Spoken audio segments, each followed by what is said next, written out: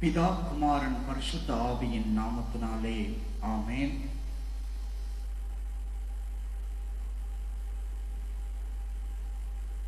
கர்த்தருடைய வார்த்தைகளை நாம் கேட்போம். கர்த்தருடைய வார்த்தைகளுக்காய் செபித்து நாம் தியானிக்கிறவர்களாய் காணப்படுவோம். ஒருவரும் சேரக்கூடாத ஒளியில் வாசம் செய்கிறதான தூயாதி தூய தெய்வமே, உம்முடைய பரிசுத்த வார்த்தைகளை நாங்கள் கேட்கும்படியாய் காத்திருக்கிறோம். ஆண்டவரே, நீர் எங்களோடு கூட பேசுவீராக. உம்முடைய பரிசுத்த வார்த்தையை கேட்டு அதன் நிமித்தமாய் நாங்கள் பரிசுத்தமாக்கப்பட்டு நித்தியத்தை சுதந்திரிக்கக்கூடியதான கிருபையை எங்களுக்கு தந்தருளுவீராக சுவாமி. உம்முடைய பரிசுத்த வார்த்தைகள் ஒவ்வொன்றும் இப்பிரபஞ்சத்தை கடந்து நித்தியத்துக்குள் பிரவேசிக்க எங்களை பலப்படுத்தவும் வழிநடத்தவும் உம்முடைய வார்த்தைகள் எங்களை காண கிருபை செய்தருளுமையாக. ஆண்டவரே, உம்முடைய கரங்களில் எங்களை முற்றிலுமாய் அர்ப்பணிக்கிறோம்.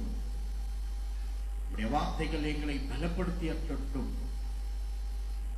எங்களுடைய நித்தியத்தின் பயணத்திலே உம்முடைய வார்த்தைகள் ஜீவனுள்ள வார்த்தைகளாய் நாங்கள் வழிவிலகி போகாதபடிக்கு நித்தியத்தை நோக்கி ஒளியை காண நடக்கிறவர்களாய் காணப்பட உடைய வார்த்தைகள் எங்களை வழிநடத்தட்டும் சுவாமி. உடைய கரத்தில் நாங்களை முற்றிலுமாய் அர்ப்பணிக்கிறோம். இயேசுவின் மூலம் கேட்கிறோம் ஜீவனுடன் நல்ல பிதாவே, ஆமென்.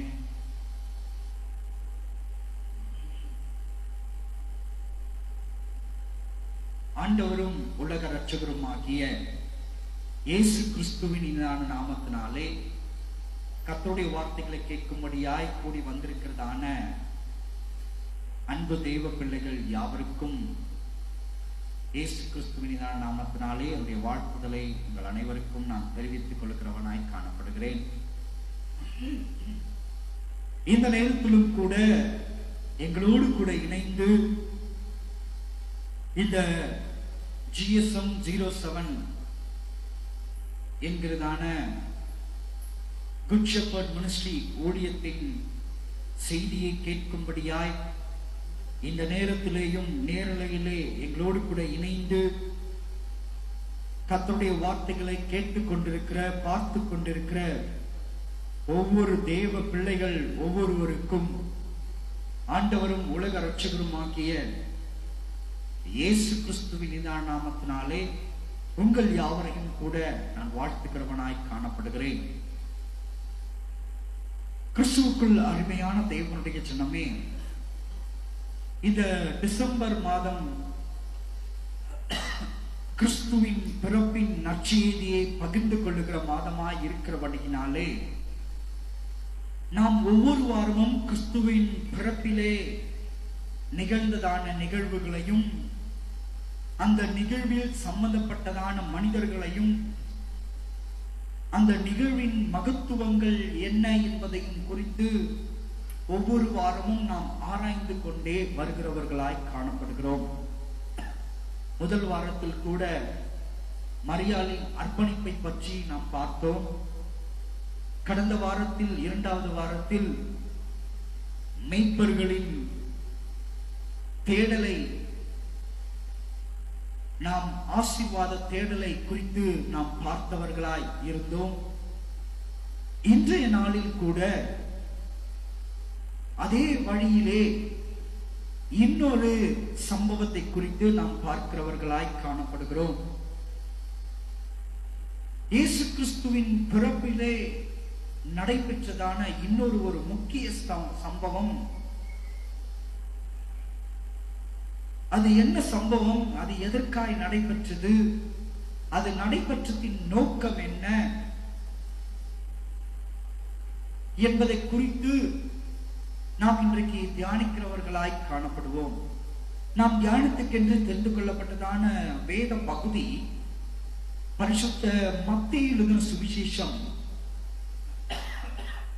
2ஆம் அதிகாரம் வசனங்கள் 1 முதல் 12 முடிய நாம் வாசித்து தியானிப்போம். இன்றைய நாளிலே தியானிக்கும்படியாய் நாம் தெரிந்து கொள்ளப்பட்டதான தலைப்பு ராஜாவை பார்க்க ராஜாக்களின் பயணம்.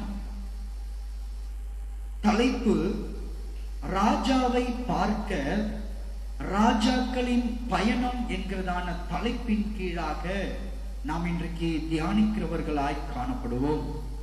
கிறிஸ்துவுக்குள் அருமையான தேவனுடைய ஜனமே, பரிசுத்த மத்தேயு எழுதின சுவிசேஷம் 2ஆம் அதிகாரம் 1 முதல் 12 வசனங்களை நாம் வாசித்து தியானிக்க கேட்போம். ஏரோது ராஜாவின் நாட்களில், கரெக்டா படிக்கணும், நிறுத்தி நிதானமா. ஏரோது ராஜாவின் நாட்களில் யூதாவில் உள்ள பெத்லகேமிலே இயேசு பிறந்த பொழுது கிழக்கிலிருந்து சாஸ்திரிகள் எருசலேமுக்கு வந்து, யூதருக்கு ராஜாவாக பிறந்திருக்கிறவர் எங்கே? கிழக்கிலே அவருடைய நட்சத்திரத்தை கண்டு அவரை பணிந்து கொள்ள வந்தோம் என்றார்கள். ஏரோது ராஜா அதை கேட்ட பொழுது அவனோடு கூட எருசலேம் நகரத்தார் அனைவரும் கலங்கினார்கள். அவன் பிரதான ஆசாரியர் ஜனத்தின் வேதபாரகர் எல்லோரையும் கூடி வர செய்து, கிறிஸ்துவானவர் எங்கே பிறப்பார் என்று அவர்களிடத்தில் விசாரித்தான். அதற்கு அவர்கள், யூதேயாவில் உள்ள பெத்லகேமிலே பிறப்பார். அதென்னென்றால், யூதேயா தேசத்தில் உள்ள பெத்லகேமே, யூதேயாவின் பிரபுக்களில் நீர் சிறியதல்ல. என் ஜனமாகிய இஸ்ரவேலை ஆளும் பிரபு உன்னிடத்திலிருந்து புறப்படுவார் என்று தீர்க்கதரிசியினால் எழுதப்பட்டிருக்கிறது என்றார்கள். அப்பொழுது ஏரோது சாஸ்திரிகளை ரகசியமாய் அழைத்து நட்சத்திரம் காணப்பட்ட காலத்தை குறித்து அவர்களிடத்தில் திட்டமாய் விசாரித்து, நீங்கள் போய் பிள்ளையை குறித்து திட்டமாய் விசாரியுங்கள். நீங்கள் அதை கண்ட பின்பு நானும் அதை வந்து பணிந்து கொள்ளும்படி எனக்கு அறிவியுங்கள் என்று சொல்லி அவர்களை பெத்லகேமுக்கு அனுப்பினான். ராஜா சொன்னதை அவர்கள் கேட்டு போகையில், இதோ அவர்கள் கிழக்கிலே கண்ட நட்சத்திரம் பிள்ளை இருந்த ஸ்தலத்தின் மேல் வந்து நிற்கும் வரைக்கும் அவர்களுக்கு முன் சென்றது. அவர்கள் அந்த நட்சத்திரத்தை கண்ட பொழுது ஆனந்த சந்தோஷம் அடைந்தார்கள். அவர்கள் அந்த வீட்டுக்குள் பிரவேசித்து பிள்ளையையும் அதன் தாயாகிய மரியாளையும் கண்டு சாஷ்டாங்கமாய் விழுந்து அதை பணிந்து கொண்டு தங்கள் பொக்கிஷங்களை திறந்து பொன்னையும் தூப வர்க்கத்தையும் வெள்ளை போலத்தையும் அதற்கு காணிக்கையாக வைத்தார்கள். பின்பு அவர்கள்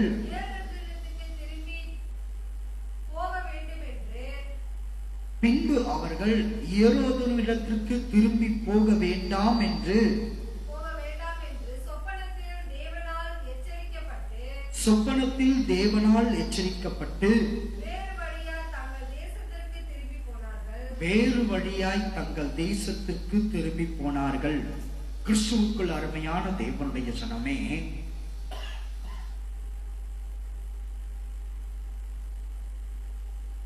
இந்த வேத வாக்கியங்கள் அத்தனையும் நாம் பல நேரங்களிலே, பல கட்டங்களிலே, பல கோணங்களிலே நாம் தியானித்திருக்கிறவர்களாய் காணப்பட்டுக் கொண்டிருக்கிறோம்.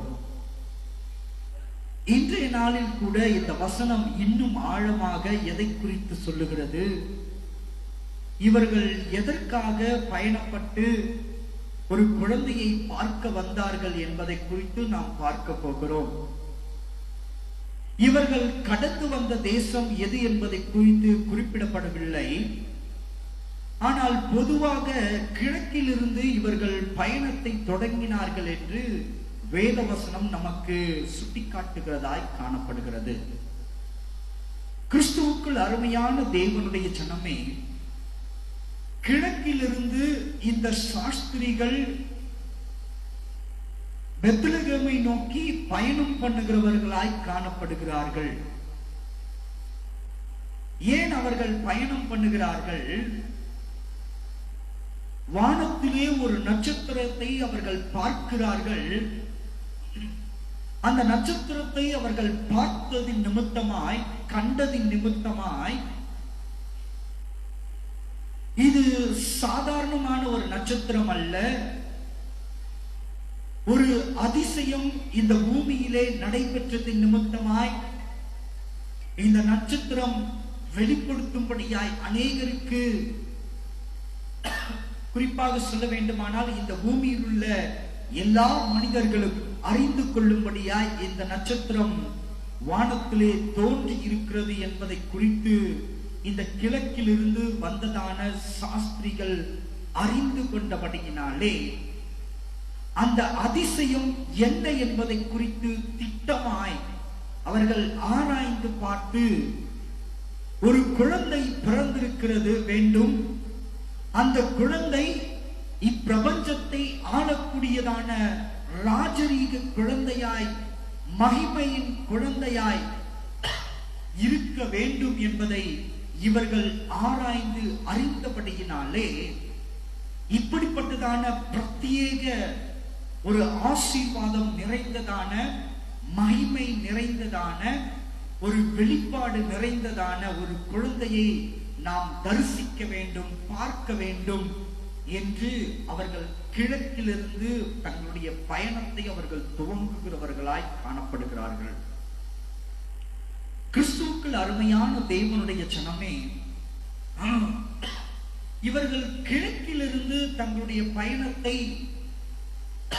அந்த குழந்தையை காணும்படியாய் துவங்குகிறவர்களாய் காணப்படுகிறார்கள். இது ஒரு புறம் இருக்கட்டும், நாம் மீண்டுமாய் இதில் வந்து நாம் இணைந்து கொள்ளலாம். ஏன் குறிப்பாக இந்த சாஸ்திரிகள் கிழக்கிலிருந்து இந்த குழந்தையை பார்க்க வேண்டும்படியாய் புறப்பட்டார்கள் என்று நாம் வேதத்திலே ஆராய்ந்து பார்ப்போமானால் இங்கே தெளிவாக சுட்டிக்காட்டப்பட்டிருக்கிறது. ஆதியாகம புஸ்தகம் 25ஆம் அதிகாரம் 6ஆம் வசனத்திலே மிகவும் தெளிவாய் நமக்கு சொல்லப்பட்டிருக்கிறது. ஆதியாகமம் 25 வசனங்கள் 6.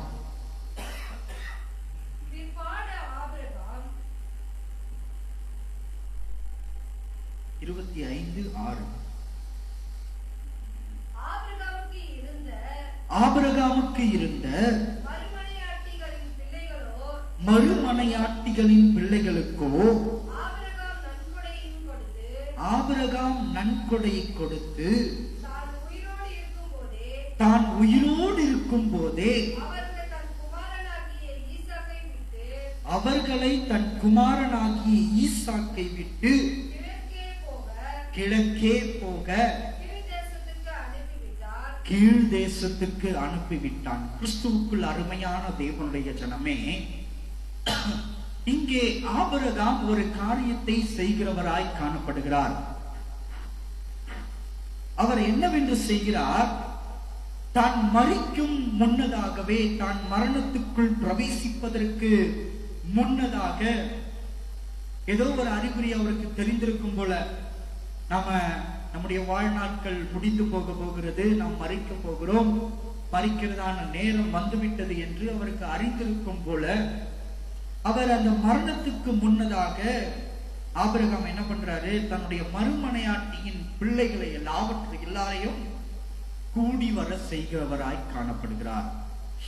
தன்னுடைய மறுமனையாட்டின் பிள்ளைகள் அத்தனை பேரையும் கூடி வர செய்து, அவர்களுக்கென்று, அந்த பிள்ளைகளுக்கென்று தன்னுடைய சொத்தின் பங்கை பிரித்து கொடுக்கிறவர்களாய் அங்கே ஆபிரகாம் இங்கே காணப்படுகிறார். அவர் என்ன பண்றாரு? இந்த வசனம் சொல்லுது, மறுமனையாட்டின் பிள்ளைகளுக்கோ ஆபிரகாம் நன்கொடைகளை கொடுத்து தான் உயிரோடு இருக்கும் போதே அவர்களை தன் குமாரனாகிய ஈசாக்கை விட்டு கிழக்கே போக கீழ்தேசத்துக்கு அனுப்பிவிட்டான். இந்த ஆபிரகாம் செய்கிறதான காரியம் என்னவா இருக்கிறது? ஒருவேளை நான் மரணத்துக்குள்ளாய் பிரவேசித்தேனானால் ஈசாக்கை இவர்கள் இந்த சொத்துக்காக, இந்த ஆஸ்திக்காக ஏதாகிலும் செய்துவிடக் கூடும் என்று ஆபிரகாம் அஞ்சினபடியினாலே, பயந்தபடியினாலே, அந்த மரணத்துக்குள் பிரவேசிப்பதற்கு முன்பதாக சாராளின் மகனாகிய ஈசாக்கை மாத்திரம் விட்டுவிட்டு மறுமனையாட்டியின் பிள்ளைகள் அத்தனை பேரையும் அழைத்து கூடி நிற்க வைத்து தன்னுடைய ஆஸ்திகள் எல்லாவற்றையும் பிரித்து அவர்களுக்கு ஒரு பங்கை கொடுத்து, நீங்கள் இங்கே இழுக்க வேண்டாம், இங்கிருந்து புறப்பட்டு கீழ் தேசமாகிய கிழக்கை நோக்கி போய் உங்களுடைய வாழ்க்கையை நீங்கள் வாழ்ந்து கொள்ளுங்கள், அங்கே தங்கியிருங்கள் என்று ஆபிரகாம் தன்னுடைய மறுமனையாட்டியின் பிள்ளைகளுக்கு வெகுமதிகளை கொடுத்து வழி அனுப்புகிறவராய் காணப்படுகிறார். கிறிஸ்துவுக்குள் அருமையான தேவனுடைய ஜனமே, இப்படி போனதான, கிழக்கு தேசத்துக்கு போனதான அந்த மறுமனையாட்டியினுடைய பிள்ளைகளுடைய வம்சங்கள் தான் கிறிஸ்து பிறந்ததின், தெய்வ குழந்தை பிறந்ததின் அந்த பிறப்பின் குழந்தையை காணும்படியாய் கடந்து வந்திருக்க வேண்டும். ஏன்? கடந்த வாரத்திலே நாம் பார்த்தோம், ஆபிரகாமும் அவனுடைய சந்ததியாரும் அவனோடு கூட இணைக்கப்பட்டிருக்கிறதான ஒவ்வொரு பிள்ளைகளும், இப்பிரபஞ்சத்துக்குரியவர்களும் ஆசீர்வாதத்தை பெற்றுக் கொள்வார்கள் என்று, எந்த ஆசீர்வாதத்தை பெற்றுக் கொள்வார்கள் என்று நாம் கடந்த வாரத்திலே பார்த்தோம். கடைக்கோடி மனிதனாகிய ஆடு மேய்க்கிறவர்கள் ஆசீர்வாதத்தை தேடி வந்தது போல, புரியுதா? எந்த ஆசீர்வாதம்? இயேசு என்கிறதான ஆசீர்வாதத்தை அவர்கள் தேடி வந்து பார்த்தது போல, இந்த ஆசீர்வாதத்தை ஆபிரகாமுடைய மறுமனையாட்டியின் பிள்ளைகளும் சுதந்திரிக்கும்படியாய் கடந்து வருகிறவர்களாய் காணப்படுகிறார்கள். அல்லேலூயா, அல்லேலூயா. எங்கிருந்து கடந்து வராங்க? எங்கிருந்து கடந்து வராங்க? கிழக்கில் இருந்து சாஸ்திரிகள் வந்து பிள்ளையை பணிந்து கொண்டார்கள் என்று நாம் வசனத்திலே வாசித்தோம். கிறிஸ்துவுக்குள் அருமையான தேவனுடைய ஜனமே, இந்த கிழக்கிலிருந்து வந்த சாஸ்திரிகள் எப்படிப்பட்டவர்கள்? அவர்கள் யார்?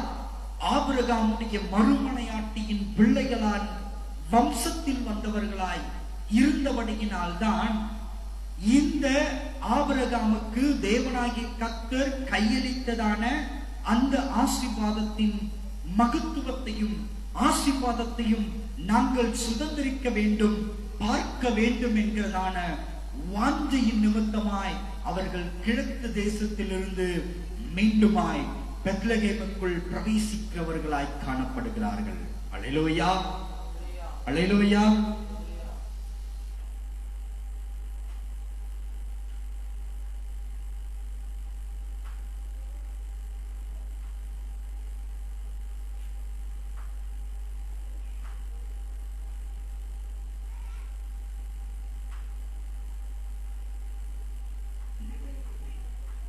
என்ன பண்றாங்க? பெத்லகேமுக்குள் அந்த ஆசீர்வாதத்தை பெற்றுக்கொள்ளும்படியாய், காணும்படியாய் பிரவேசிக்கிறவர்களாய் காணப்படுகிறார்கள். கிறிஸ்துவுக்குள் அருமையான தேவனுடைய ஜனமே, இந்த சாஸ்திரிகளை குறித்து ஆராய்ச்சி செய்ததிலே ஆராய்ச்சியாளர்கள் இவ்விதமாக குறிப்பிடுகிறார்கள். நாம் என்னவென்று சொல்லுகிறோம்? அங்கே வைக்கப்பட்டிருந்ததான அல்லது வேதத்திலே குறிப்பிடப்பட்டிருக்கிறதான வெகுமதிகளை வைத்து, பொன், வெள்ளை பவளம், தூபவர்க்கம் என்கிறதான அந்த 3 வெகுமதிகளை வைத்து, ஒருவேளை 3 பேர் வந்திருக்கலாம் அல்லது 5 பேர் வந்திருக்கலாம் என்று ஒரு நிதானத்தின் அடிப்படையிலே நாம் சொல்லுகிறவர்களாய் காணப்படுகிறோம்.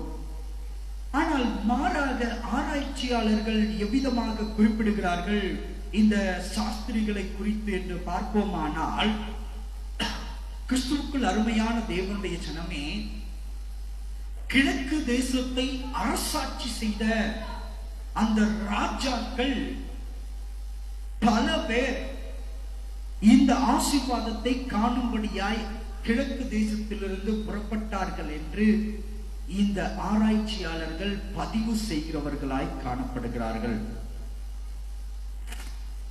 அவங்க எப்படி பதிவு பண்றாங்க? என்னவென்று வரலாற்றிலே பதிவு செய்கிறார்கள். கிழக்கு தேசத்தை அரசாண்ட அநேக ராஜாக்கள் கிழக்கு தேசத்திலிருந்து இந்த தெய்வ குழந்தையை இயேசு கிறிஸ்துவை காணும்படியாய் புறப்பட்டார்கள் என்று ஆராய்ச்சியாளர்கள் பதிவு செய்கிறவர்களாய் காணப்படுகிறார்கள். கிறிஸ்துவுக்குள் அருமையான தேவனுடைய ஜனமே, இந்த சாஸ்திரிகள் யார் என்று நாம் பார்ப்போமானால், ஆராய்ச்சியாளர்கள் சொல்லும் விதமாய் ராஜாக்கள் அநேகர் புறப்பட்டார்கள் என்று சொல்லப்பட்டிருக்கிறது. அதை குறித்ததான ஒரு வசனத்தை நாம் வாசித்துக் கொடுத்து நாம் கடந்து வரலாம். சங்கீதம் 72:9-12 வாசிப்போம். சங்கீதம் 72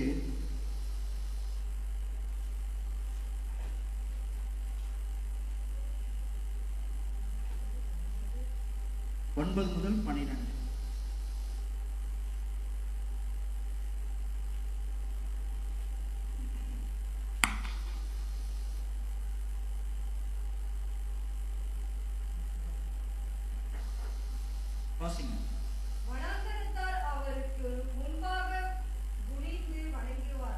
வனாந்தரத்தார் அவருக்கு முன்பாக குனிந்து வணங்குவார்கள்.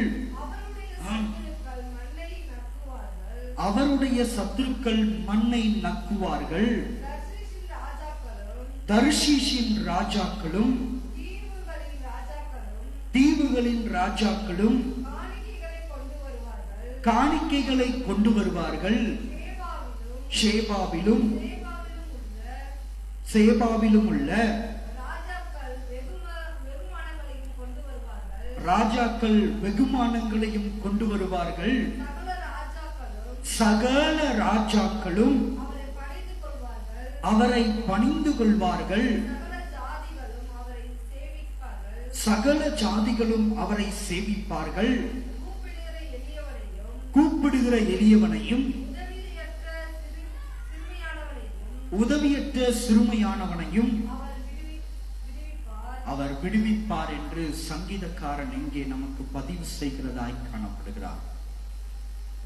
கிறிஸ்துவுக்குள் அருமையான தேவனுடைய ஜனமே, இவ்வசனத்திலே தெளிவாய் சுட்டிக்காட்டப்பட்டிருக்கிறது. இந்த சங்கீதங்கள் புஸ்தகம் 72ஆம் அதிகாரம் 11ஆம் வசனத்திலே சகல ராஜாக்களும் அவரை பணிந்து கொள்வார்கள், சகல ஜாதிகளும் அவரை சேவிப்பார்கள் என்று இங்கே வசனம் தெளிவாக சுட்டிக்காட்டப்பட்டிருக்கிறது.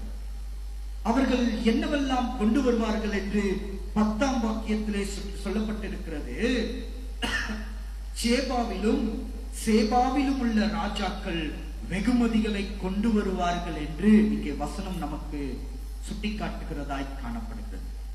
கிறிஸ்துவுக்குள் அருமையான தேவனுடைய ஜனமே, ஆண்டவராகிய இயேசு கிறிஸ்துவுடைய பிறப்பின் அந்த குழந்தையை பிறந்ததான அந்த குழந்தையை காணும்படியாய் வந்த சாஸ்திரிகள் யார் என்று நாம் வேதம் நமக்கு சுட்டி காட்டுகிறது, ராஜாக்கள் கிழக்கிலிருந்து புறப்பட்டு வந்தார்கள் என்று நமக்கு சுட்டி காட்டுகிறதாய் காணப்படுகிறது.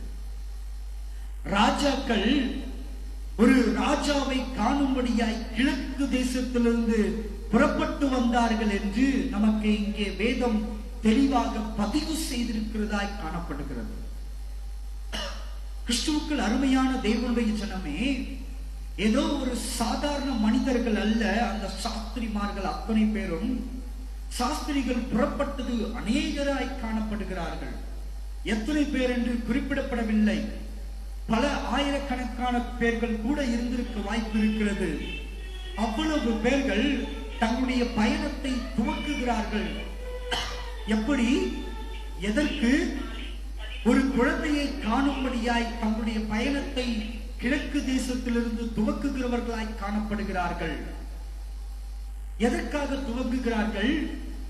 ஆபிரகாமுக்கு வாக்களித்ததான அந்த ஆசீர்வாதத்தை நாங்கள் அடைந்து கொள்ளும்படியாய், பெற்றுக் கொள்ளும்படியாய், அந்த குழந்தையை தரிசிக்க வேண்டும் என்கிறதான எண்ணத்தோடே அந்த நட்சத்திரத்தை அவர்கள் மாத்திரத்தில் அதை குறித்து என்ன எழுதப்பட்டிருக்கிறது என்பதை வேத வாக்கியங்களை ஆராய்ந்து பார்த்து புறப்படுகிறவர்களாய் காணப்படுகிறார்கள்.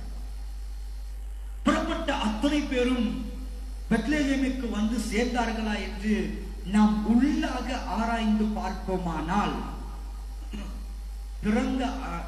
புறப்பட்டதான அத்துணை ராஜாக்களும் பெத்லகேமுக்குள் பிரவேசிக்கவில்லை.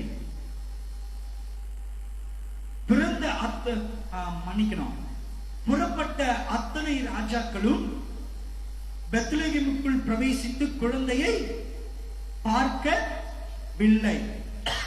ஏன்? இங்கே என்ன வெகுமதிகள் அந்த குழந்தைக்கு படைக்கப்பட்டது, கொடுக்கப்பட்டது என்பதை குறித்து வேதம் நமக்கு சொல்லுகிறது என்றால், பொன், வெள்ளை பவளம், தூபவர்க்கம் என்று 3 வெகுமதிகளை குறித்து வேத வசனம் நமக்கு பதிவு செய்கிறதாய் காணப்படுகிறது.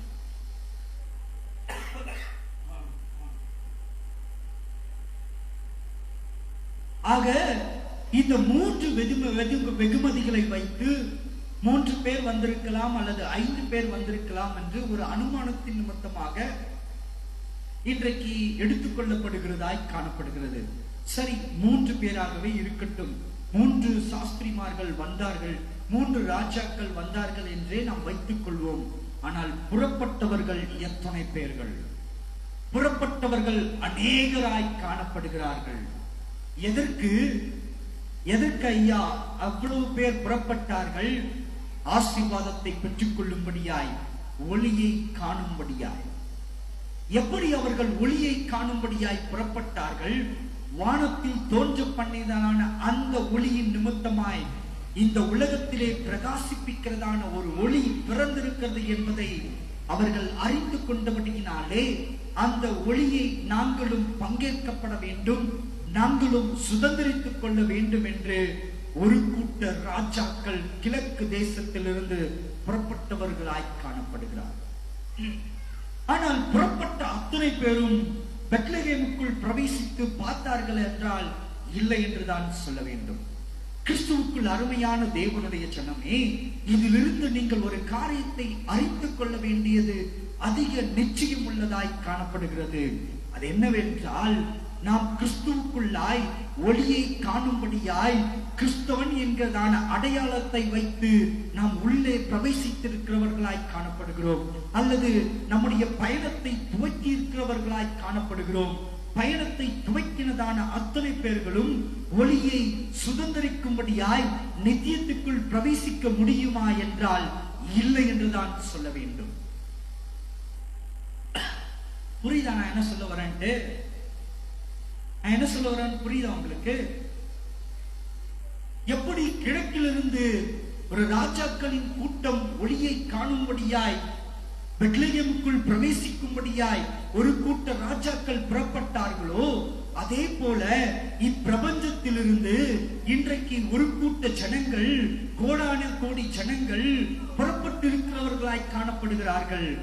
எதை நோக்கி? ஒளியை பார்க்கும்படியாய், எந்த ஒளியை நோக்கி வசனம் சொல்லுகிறது?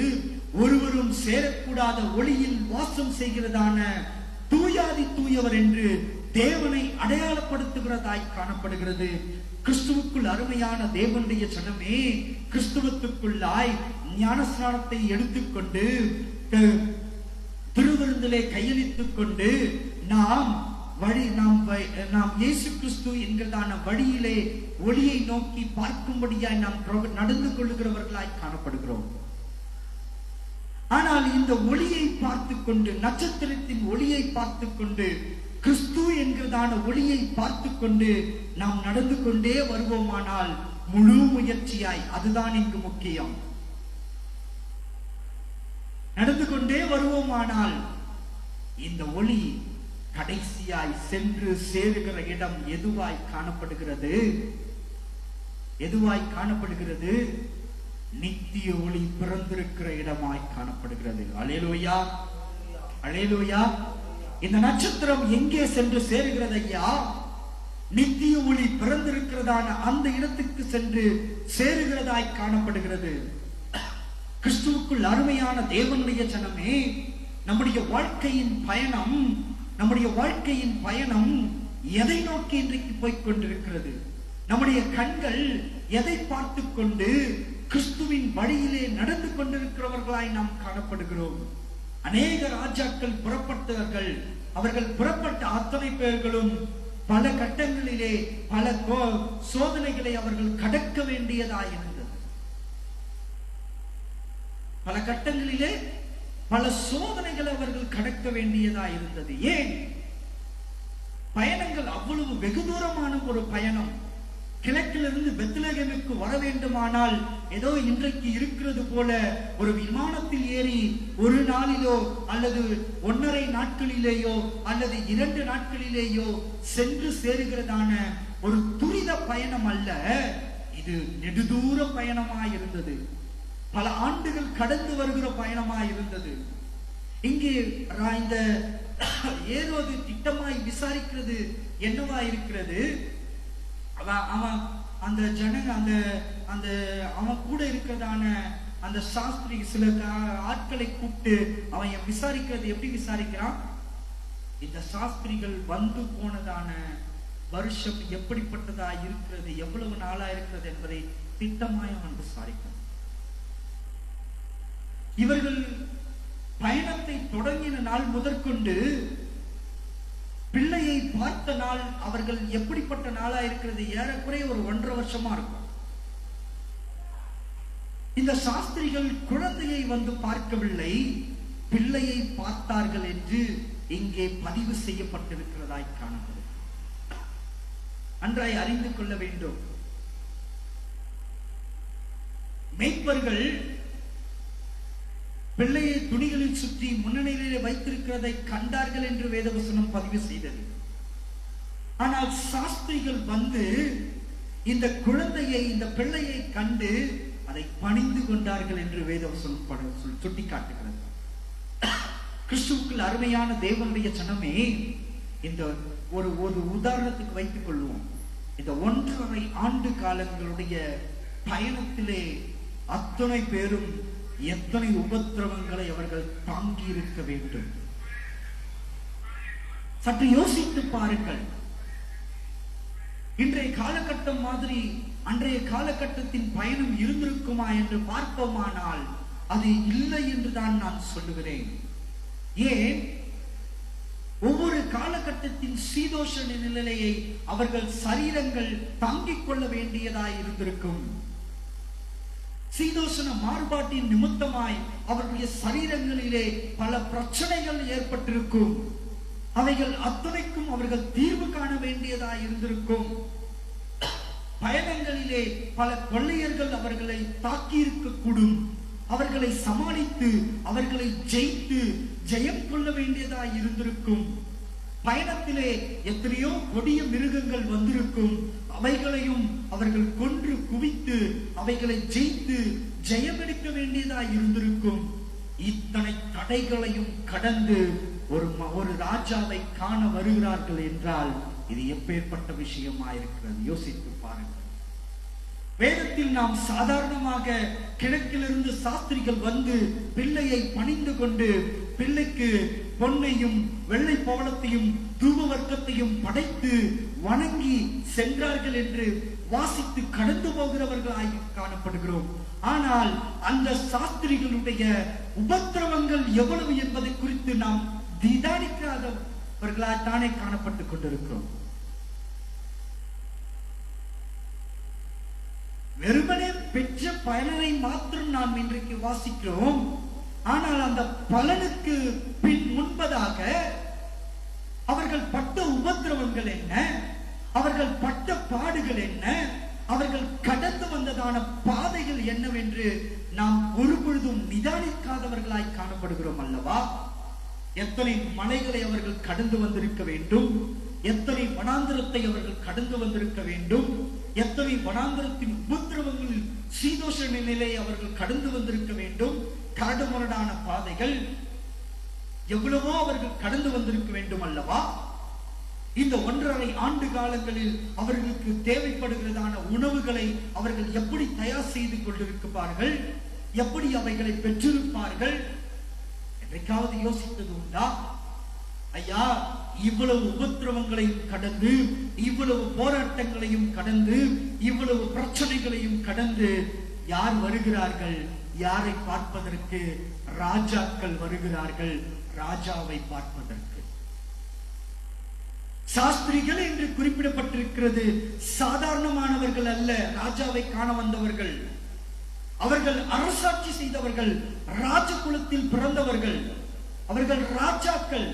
வேதம் தெளிவாய் நமக்கு பதிவு செய்கிறது சங்கீதங்களின் புத்தகங்களிலே. ராஜாக்கள் உம்மை காண வருவார்கள் வெகுமதிகளோடு என்று.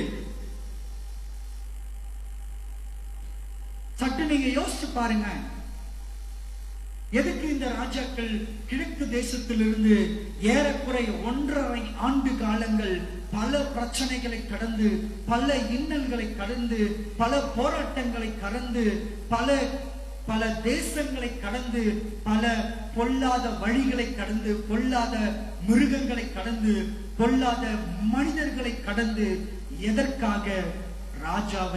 ராஜாவாகிய கிறிஸ்துவை காண வர வேண்டும்.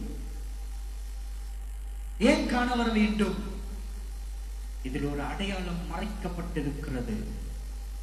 இதில் ஒரு அடையாளம் மறைக்கப்பட்டிருக்கிறதாய் காணப்படுகிறது.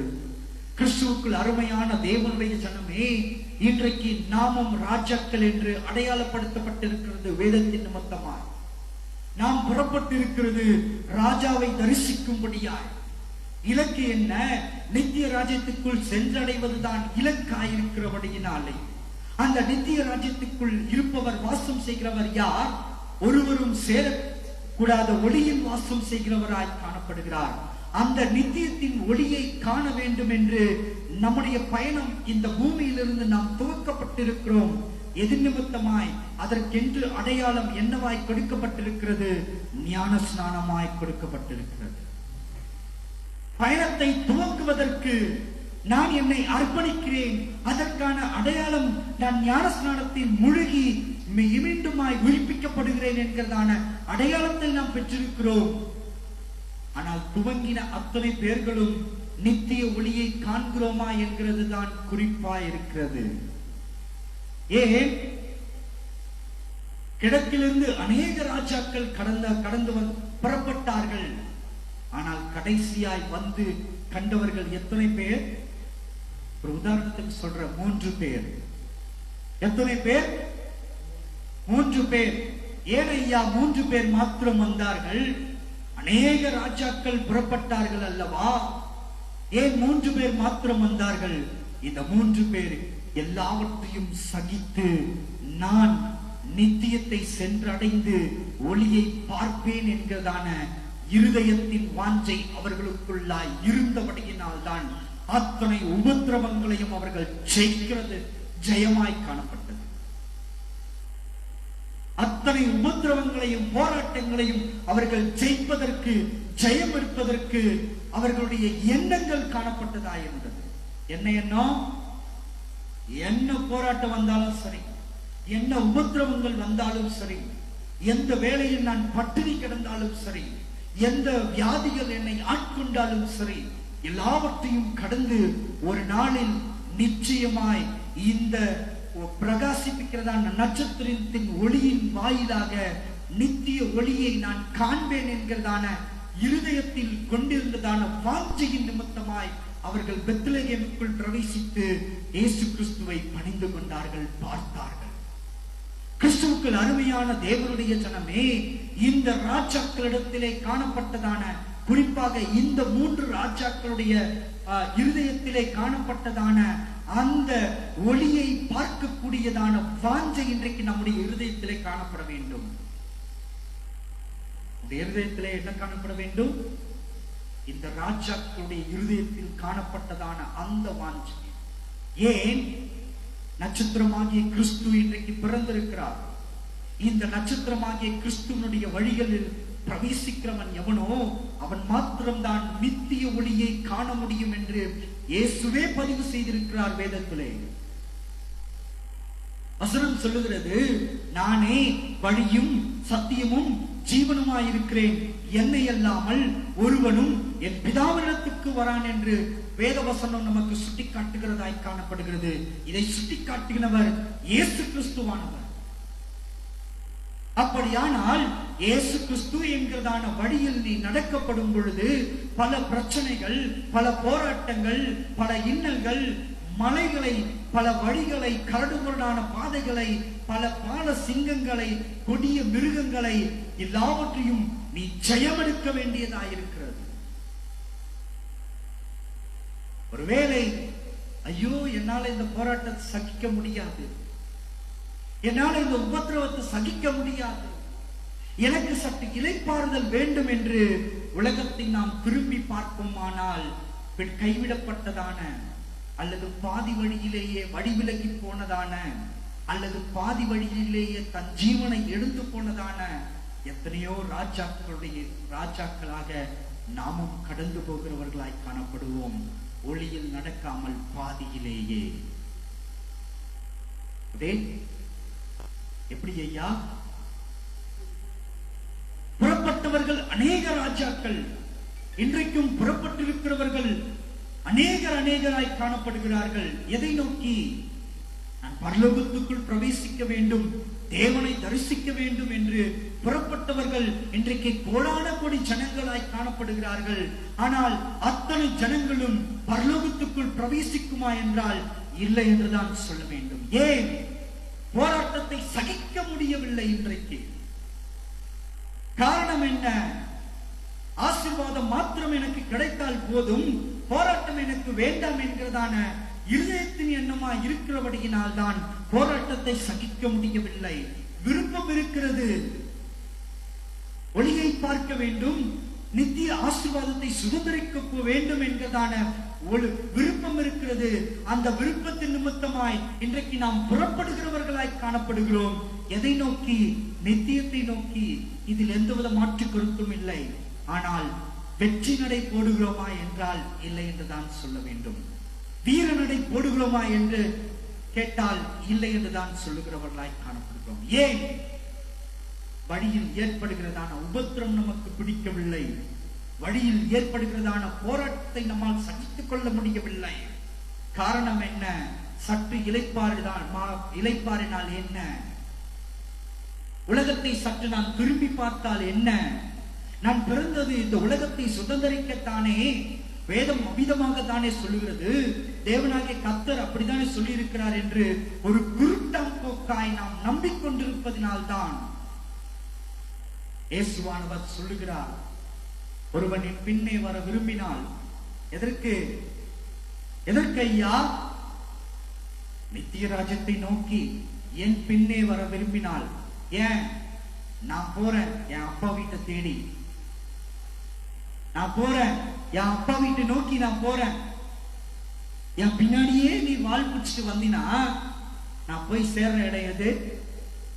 என்னுடைய அப்பாவின் மடி. எனக்கு மட்டும்தான் தெரியும் என் அப்பா யாருன்னு சொல்லிட்டு. ஏன்னா அவருடைய மகிமை அபரிவிதமாக இருக்கிறபடியினாலே ஒருவரும் காணாமல் இதுவரை யாரும் பார்த்திராமல் இருக்கிறபடியினாலே, யார் தேவன் என்று அறியாதபடியினாலே, இவர் தான் என்று தேவன் என்று அடையாளம் காட்டுகிறவர் யார்? அவருடைய குமாரன் ஒருவர் மாத்திரமே. அடையாளம் காட்டுகிறவர் யார்? அவருடைய குமாரன் மாத்திரமே. அதைதான் இயேசு கிறிஸ்து சொல்கிறார், ஒருவன் என் பின்னே வர விரும்பினால் அவன் தன்னைத்தான் வெறுத்து, எதை வெறுத்து? இந்த உலகத்தை வெறுத்து, தன்னைத்தான் வெறுத்து, தன் சிலுவையை சுமந்து கொண்டு, உனக்கென்று வைத்திருக்கிறதான உபத்திரவத்தை சுமந்து கொண்டு, உனக்கென்று வைத்திருக்கிறதான பாடுகளை சுமந்து கொண்டு, உனக்கென்று வைத்திருக்கிறதான போராட்டங்களை சுமந்து கொண்டு, எல்லாவற்றையும் ஜெயம் எடுத்து எவன் ஒருவன் இயேசுவின் பின்னால் வருகிறானோ அவன் ஒருவன் மாத்திரமே நித்திய ஒளியை காண முடியும். அந்த ராஜாக்கள் கண்டது போல, அல்லேலூயா, இந்த 3 ராஜாக்கள் கண்டது போல புறப்பட்டவர்கள் அநேகர். ஆனால் பாதி வழியிலேயே இந்த போராட்டம் எங்களுக்கு வேண்டாம் என்று வடிவிலகி போனவர்கள் அநேகர். பாதி வழியிலேயே தன் ஜீவனை காத்துக் கொள்ள முடியாதபடிக்கு மறித்து போனவர்கள் அநேகர். பாதி வழியிலேயே என்னால் வெகு தூரம் பயணம் செய்ய முடியாது என்று சோம்பலின் நிமித்தமாய் அங்கேயே தங்கி தாபரித்தவர்கள் அநேகர். இன்றைக்கு நாம் கூட அப்படித்தான் இப்பிரபஞ்சத்திலே வாழ்ந்து கொண்டிருக்கிறவர்களாய் காணப்படுகிறோம். தங்கி தாபரித்துக் கொண்டு, ஐயோ இந்த வழி ரொம்ப இடுக்கமான வாசலா இருக்கிறதே, இந்த வழியில் நான் எப்படி நடந்து போக முடியும், என்னால் முடியாது என்கிறதான பயத்தின் நிமித்தமாய் அங்கேயே தங்கி தாபரிக்கிறவர்களாய் நாம் காணப்பட்டுக் கொண்டிருக்கிறோம். எங்கே? இப்பிரபஞ்சத்திலேயே. கிறிஸ்துவுக்குள் அருமையான தேவனுடைய ஜனமே, ஒருவரும் சேரக்கூடாத ஒளியை நீ பார்க்க வேண்டுமானால், அவரோடு கூட நீ இணைக்கப்பட வேண்டுமானால், நித்திய ஆசீர்வாதத்தை நீ பெற்றுக்கொள்ள வேண்டுமானால், அந்த நட்சத்திரத்தை பார்த்து கொண்டே வந்ததான அந்த சாஸ்திரிகளைப் போல, அந்த ராஜாக்களைப் போல இன்றைக்கு நீயும் உன் இருதயத்திலே ஒரு வைராக்கியம் மிகுந்ததான ஒரு வைராக்கியத்தோட நாம் வெற்றி நடைபெறுகிறவர்களாய் காணப்பட வேண்டும். நித்தியத்தை நோக்கி இயேசுவினுடைய வழிகளில் ஒரு வசனத்தை கூட நாம் வாசிப்போம். ஏசாயா 60:3. ஏசாயா 60:3.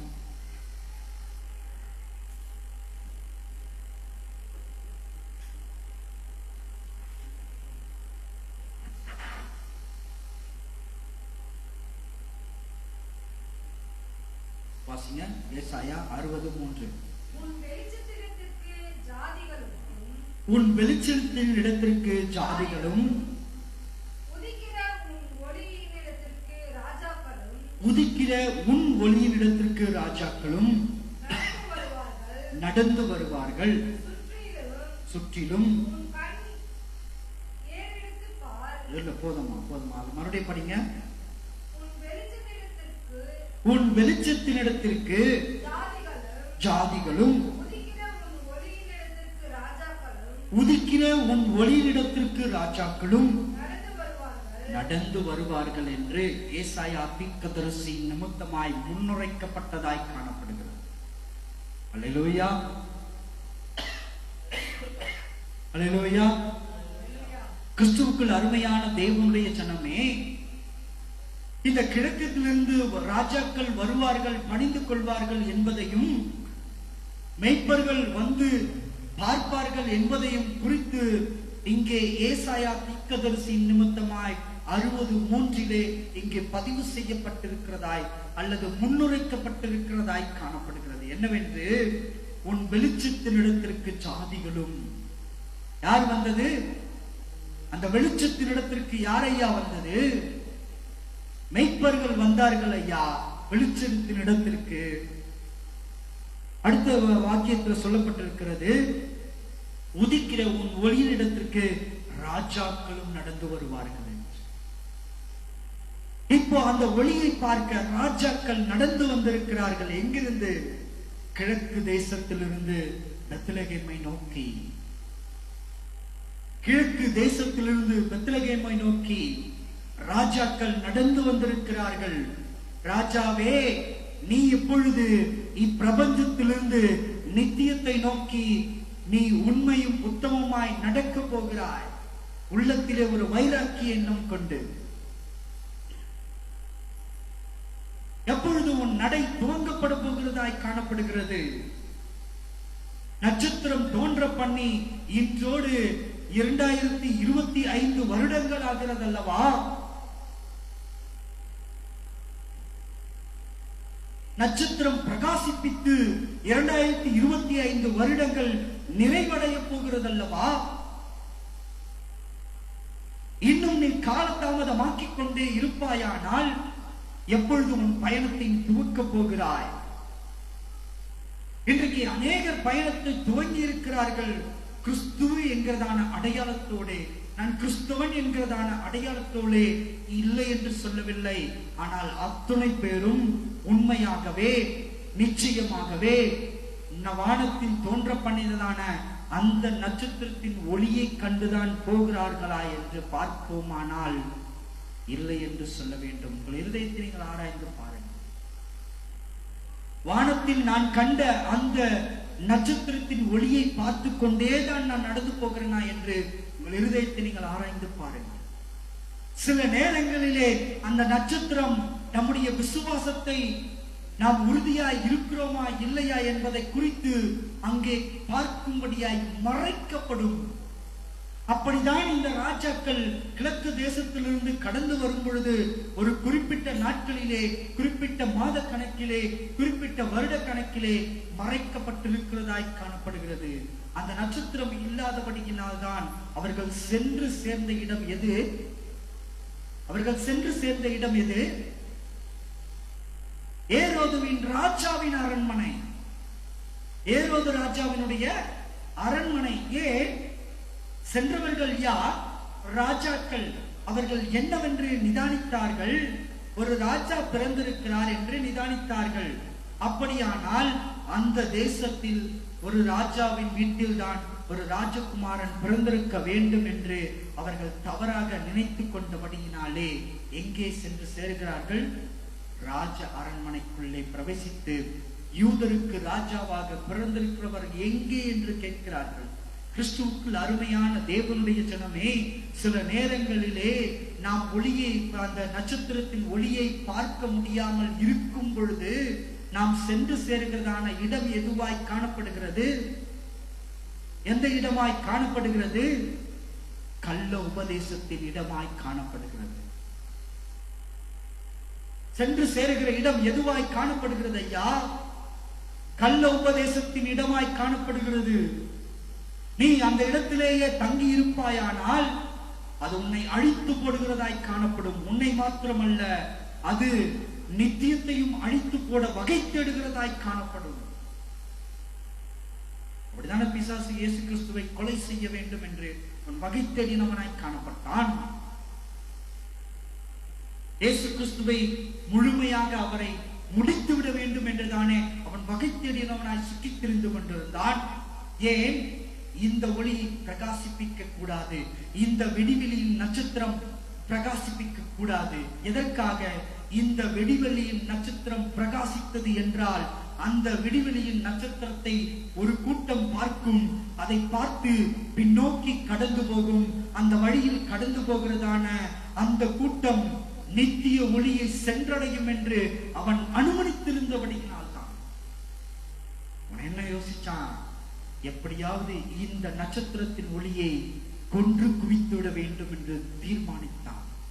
கிறிஸ்துவுக்குள் அருமையான தேவனுடைய ஜனமே, உடைய பாதையின் வெளிப்பாடுள்ள பாதையாய் காணப்படும்.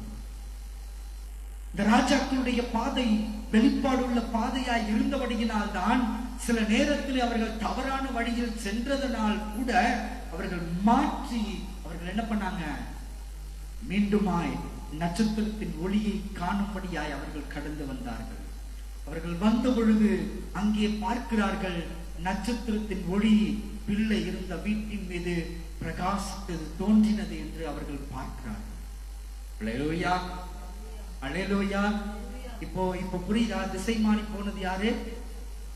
வழி விலகி போனது யாரு? ஒளி வழி விலகி போகவில்லை ஐயா. ஒளி பிள்ளை இருந்த வீட்டின் மீதுதான் வீசுகிறது. ஒளி பிள்ளை இருந்த வீட்டின் மீதுதான் பிரகாசிப்பித்துக் கொண்டிருக்கிறது.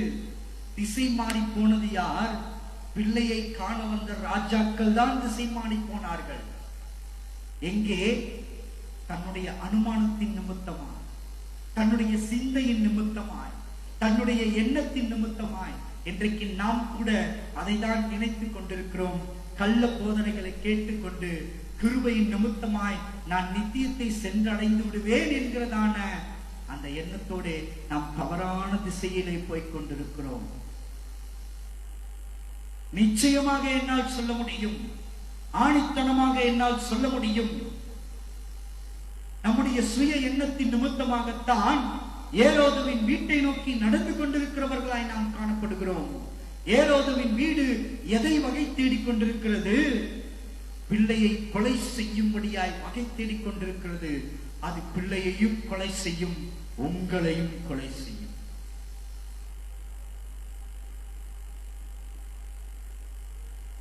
கிறிஸ்துவுக்குள் அருமையான தேவனுடைய ஜனமே, ஒருவேளை பிரபஞ்சத்தின் மாயை நிமித்தமாய் ஒளியை பார்க்க மாட்டாதபடிக்கு உனக்கு மறைக்கப்பட்டிருக்கிறதா? இப்பொழுதே உன்னை ஒப்புக்கொடு. நித்திய ஒளியை நீ காணும்படியாய் நட்சத்திரத்தின் ஒளியை நீ பார்க்க வேண்டும் என்று நீ கேள். நிச்சயமாய் உனக்கு பிரகாசிப்பிக்கிற நட்சத்திரத்தின் விடிவொளி தோன்ற பண்ணுகிறதாய் காணப்படும். எப்படி அவர்கள் வழி விலகி போனவர்கள் மீண்டுமாய் வழி தொடர்ந்து அந்த பிள்ளை இருந்ததான அந்த வீட்டை நோக்கி நடந்து போய் பிள்ளையை பார்த்து வெகுமதிகளை கொடுத்தார்களோ, அதே போல நீ கொண்டு வரப்போகிறதான உன்னுடைய ஆத்தும வெகுமதியை ஆண்டவராகிய இயேசு கிறிஸ்து தேவனாகிய கர்த்தர் எதிர்நோக்கி காத்திருக்கிறவராய் காணப்படுகிறார். அல்லேலூயா, அல்லேலூயா. அவருக்கு நீ கொடுக்க வேண்டியதான வெகுமதி என்ன? அவருக்கு நீ கொடுக்க வேண்டியதான வெகுமதி என்ன? தங்கத்தை போன்று உன்னுடைய ஆத்துமா, வெள்ளியை போன்று உன்னுடைய ஆத்துமா, தூப வர்க்கத்தை போன்ற உன்னுடைய ஆத்துமா. தங்கத்தை போன்ற ஒரு உறுதித்தன்மை நம்மிடத்திலே காணப்பட வேண்டும். ஒளியை நான் கண்டடைவேன் என்று, வெள்ளியை போல ஒரு பிரகாசிப்பித்தன்மை காணப்பட வேண்டும். ஒரு பளிங்கு,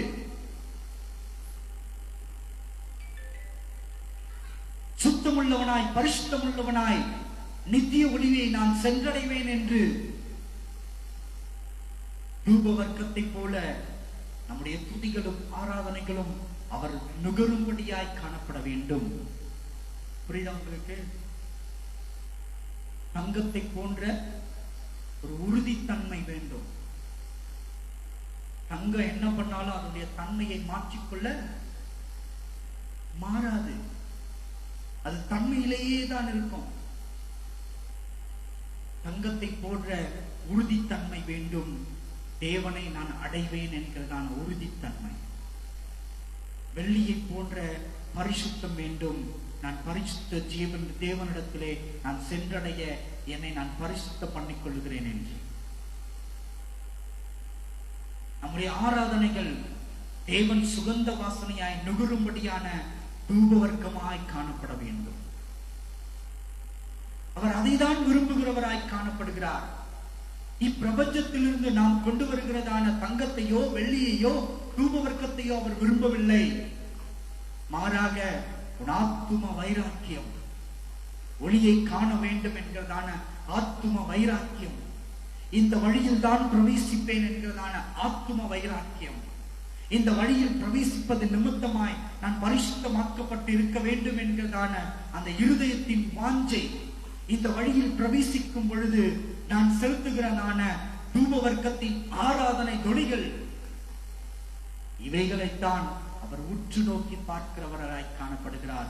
எனக்கென்று நான் தெரிந்து கொள்ளப்பட்ட, நான் சிநேகிக்கிறதான என்னுடைய பிள்ளை எனக்கென்று கொண்டு வருகிறதா, வெகுமதியாய் கொண்டு வருகிறதா என்பதை குறித்து அவர் உற்று நோக்குகிறவராய் காணப்படுகிறார்.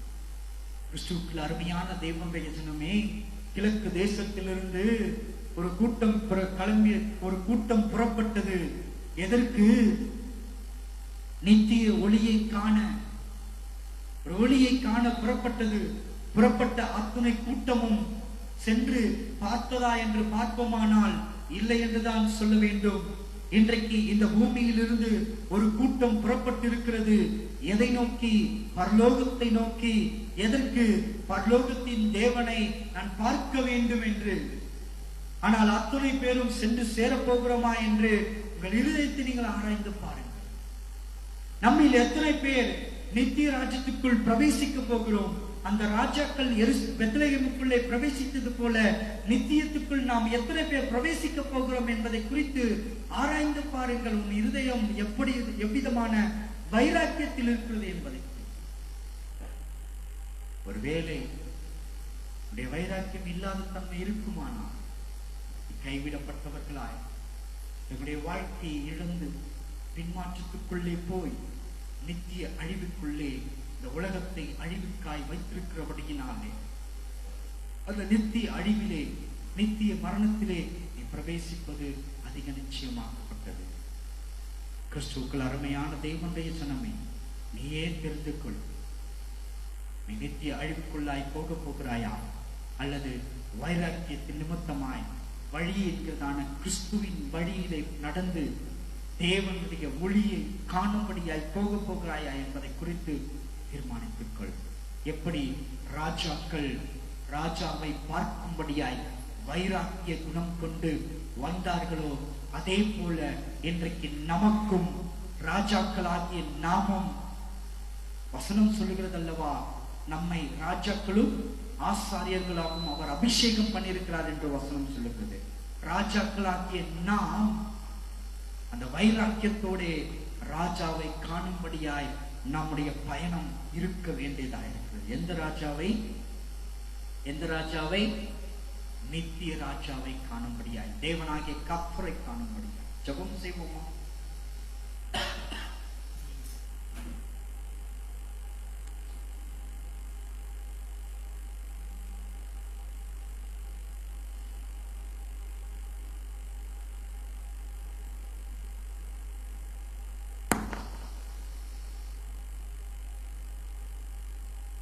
ஒருவரும் சேரக்கூடாத ஒளியில் இருக்கிற தேவனே,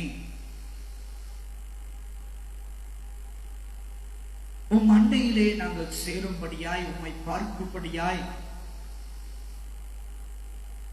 எங்கள் இருதயத்தில் தோன்ற பண்ணியதான அந்த விருப்பத்தின் நிமித்தமாய் எங்களுடைய பயணத்தை நாங்கள் துவக்க நீர் எங்களுக்கு உதவி செய்வீராக சுவாமி. அப்பா, நீர் வாக்கு பண்ணினது போல, ஆபிரகாமுக்கு வாக்கு பண்ணினது போல அவனுடைய சந்ததியர் உம்முடைய ஆசீர்வாதத்தில் கையளிப்பார்கள், பங்களிப்பார்கள் என்று வாக்கு பண்ணினது போல சுவாமி, உன்னோடு கூட இணைந்து கொள்ளுகிறதான புறஜாதியாரும் அந்த ஆசீர்வாதத்தில் பங்கேற்பார்கள் என்று வாக்களித்தது போல ஆண்டவரே, நாங்கள் இப்பொழுது உம்முடைய வழிகளில் உம்மை காணும்படியாய் நடக்க துணிந்தவர்களாய் எங்களை நாங்கள் அர்ப்பணிக்கிறோம் சுவாமி. இந்த ராஜாக்கள் ராஜாவை காண வந்தது போல நாங்களும் இயேசு என்கிறதான இந்த விடிவொளியின் நட்சத்திரத்தின் ஒளியின் நிமித்தமாய் உம்மை காண நாங்கள் புறப்படுகிறோம் ஆண்டவரே. வழியில் ஏற்படுகிறதான உபத்திரவங்கள், போராட்டங்கள், மாய எண்ணங்கள், மாய இச்சைகள், பொல்லாத மிருகத்தின் எண்ணங்கள், மிருகத்தின் குணங்கள், பொல்லாத தடையை போன்றதான பெரிய பெரிய மலைகள், கரடுமுரடான பாதைகள் அத்தனையும் நாங்கள் கடந்து வரும்படியாய் ஒரு கடினமுள்ள இருதயத்தை, ஒரு உறுதியான இருதயத்தை எங்களுக்கு நீர் கொடுத்தருவீராக. வழியிலே ஒரு பொழுதும் நாங்கள் சோர்ந்து போய்விடாதபடிக்கு, சோர்வின் நிமித்தமாய் நாங்கள் தோய்த்து போய்விடாதபடிக்கு, போதும் என்கிறதான மனம் எங்களுக்குள்ளே வந்து விடாதபடிக்கு, இலக்கை சென்றடைகிற வரைக்கும் வீறு நடை போடுவோம் என்கிறதான எண்ணத்தோட நாங்கள் நடக்க எங்களுக்கு ஒரு புதிய பலனை கொடுத்தருளுவீராக. ஒரு புதிய பலனை கொடுத்தருளுவீராக சுவாமி.